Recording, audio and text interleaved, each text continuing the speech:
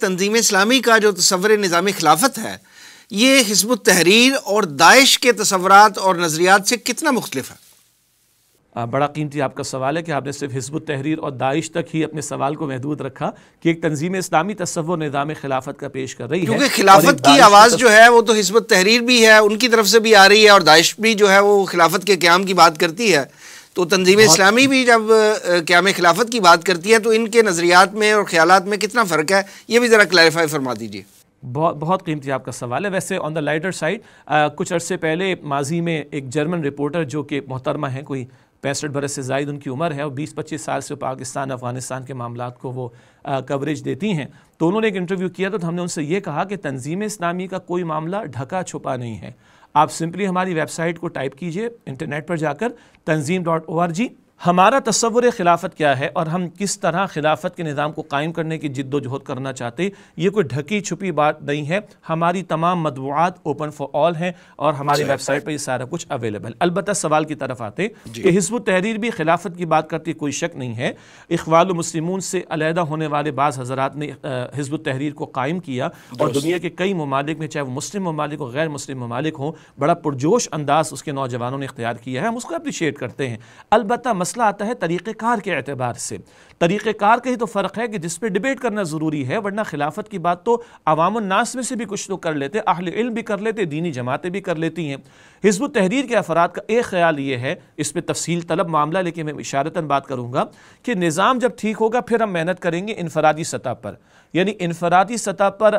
احکامات کی پاسداری کے حوالے سے کو بہت زیادہ وہاں پر توجہ کا معاملہ نہیں، بس نظام ٹھیک ہو جائے۔ ہمارا کہنا یہ کہ اصل تو فرد مخاطب ہے اور فرد پورے دین پر عمل کرنے کے قابل، اس کے لیے اس کو اقامت دین کی جد و جہد بھی کرنی ہے، مگر آغاز تو ذات سے ہوگا نا، یہاں سے شروع ہو کر آگے بھی چلتے چلے جائیں۔ یہ ترتیب ہے جو محمد مصطفیٰ صلی اللہ علیہ وسلم نے بھی ہمیں تعلیم فرمائی ہے۔ دوسرا حزب التحریر کا جو منہج ہے اس میں نصرت یعنی نصرہ کا تصور ہے۔ وہ کہتے ہیں کہ رسول اللہ علیہ السلام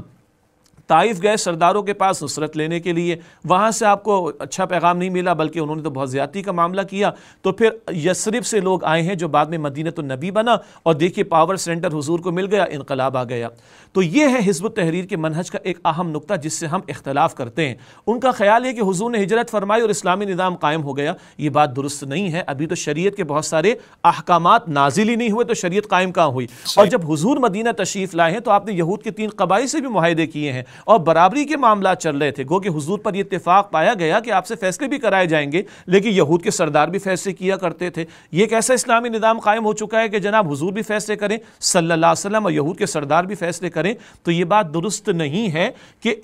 مدینہ شریف آ جانے کے فوراً بعد نظام خلافت قائم ہو گیا، یہ بات درست نہیں ہے۔ یہ ایک اس منہج جو کہ حزب التحریر کا ہمارے اس پر اختلاف ہے۔ تیسری بات ہے کہ ان کا خیال ہے کہ جو پاور سینٹر کسی ملک میں ہوتا ہے، سعودی میں ان کا خیال ہے کہ عرب ہیں بادشاہ تو ان کے شہزادوں کو ہم کیٹر کریں، بعض ممالک میں ان کا خیال ہے کہ افواج طاقتور ہوتی ہیں تو ان کے اندر ہم تھوڑا سا پینیٹریٹ کرنے کی کوشش کریں، تو جو پاور سینٹر کے لوگ ہیں، جو طاقت جن کے پاس ہے، بس ان کو مولڈ کر لیں تو نظام قائم ہو جائے گا۔ ہم کہتے ہیں کہ نہیں، اللہ کے نبی علیہ السلام نے تو غلاموں کو بھی دعوت دی ہے، کمزور طبقات کو بھی دعوت دی ہے، معاشرے کے صاحب اثر طبقات کو بھی دعوت دی۔ حضور کی دعوت تمام لوگوں کے لیے تھی، نہ کہ کسی خاص پاور سینٹر کو جا کر حضور نے دعوت دین پیش کی ہو اور ان کو شامل کرنا چاہا ہو اپنی جد و جہد کے اندر۔ تو یہ حزب التحریر کے تعلق سے کچھ ہمارے 2-3 موٹے نقطے یا جوابات ہیں۔ جہاں تک داعش کا تعلق ہے، بڑی دلچسپ صورتحال ہے۔ داعش کا معاملہ تو یہ ہوا کہ ٹرمپ تک نے آ کے اعلان کر ڈالا کہ داعش تو امریکہ نے بنائی تھی اوباما کے دور میں۔ جی بالکل، الیکشن اقتدار میں آنے سے پہلے انہوں نے یہ کہا تھا۔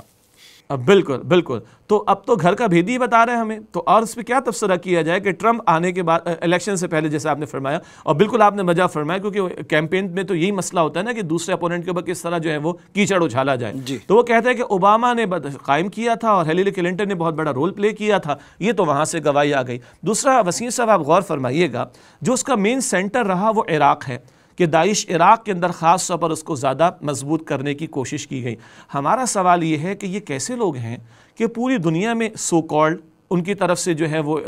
دھماکے بھی کیے جا رہے ہیں اور اس کا اعلان بھی ہو رہا ہے، اور برابر میں اسرائیل موجود ہے۔ قرآن کہتا ہے سورۃ المائدہ کی آیت نمبر 82 میں، ایمان والوں کے سب سے بڑے دشمن الیہود، قرآن کہتا ہے وہ یہود ہیں، یعنی اسرائیل یا یہود کے خلاف کوئی کارروائی نہیں ہے، ساری کارروائی دیگر علاقوں کے اندر ہے۔ اور حد تو یہ ہے کہ افغانستان میں جہاں اسلامی عمارت افغانستان پہلے قائم ہوئی تھی ملا عمر رحمۃ اللہ علیہ کے دور میں، اور پھر وہ طالبان وہاں پر موجود رہے، اب ان کے خلاف یا ان کے مقابلے میں آ کر کچھ کرنے کی باتیں، تو یہ بڑا کھچڑی کا معاملہ ہے کہ ان کے تو معاملات ہی سلجھتے ہوئے نظر نہیں آتے۔ لیکن پہلا جواب میرا وہ ہے کہ اس داعش کے بارے میں تو کوئی جا کے ٹرمپ کے اعلانات کو پڑھ لے کہ اصل میں قائم کس نے کیا، تو ان کے بارے میں تو بات زیادہ کرنے کی میں سمجھتا ہوں کہ ضرورت بھی نہیں ہے۔